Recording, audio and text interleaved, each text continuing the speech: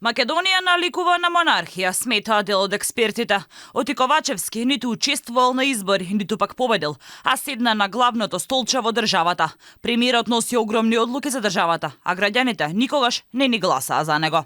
Дали Ковачевски има легитимитет да менува устав, да ги вметнува бугарите во него, да преговара за бришење на формулацијата 20%, неговата влада да подпишува договори вредни милиарди евра за автопати чија содржина не се објавува, да менува цели учебни програми, да брише и додава предмети во школите. Дел од експертите согласни, мок има, но легитимитет не. Универзитетскиот професор Јанкуловски за Алфа вели дека владата живее во филмот, дека големите лидери носат големи одлуки. Таков бил и Заев, таков неверојатно и Ковачевски. А со нивните одлуки веќе 6 години не се согласува народот. Македонија политичарите покажале иоле малце срам за она што го прават и она што го направија досега, така што Македонија ги живее и ги преживува бесрамните политичари, меѓу кои нормално и сегашниот премиер. Меѓутоа тоа доаѓа од една филозофија на не неказнивост, туку неодговорност за постапките што ги преземаат и штетите што ги прават на државата. Тоа беше во минатото, тоа и сега, меѓутоа сега ја живееме Македонија без срам.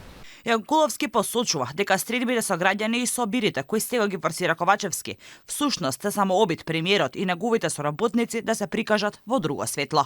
Народот очигледно не е со нив, не беше ни со референдумот за промена на името, не беше ни со договорот за добрососедство, не е ни сега за внесувањето на бугарите во уставот. Ова е обид да ја поправат својата, што би рекол, катастрофална ситуација во политичкиот спектрум во државата, во надоаѓачките избори кои ќе се случат дали порано или во регуларниот рок веќе губи секаква смисла, така што тоа е обид да најдат начин, односно да се прикажат во поинакво светло од она кое го практикуваат досега, да не го прашуваат народот за ништо.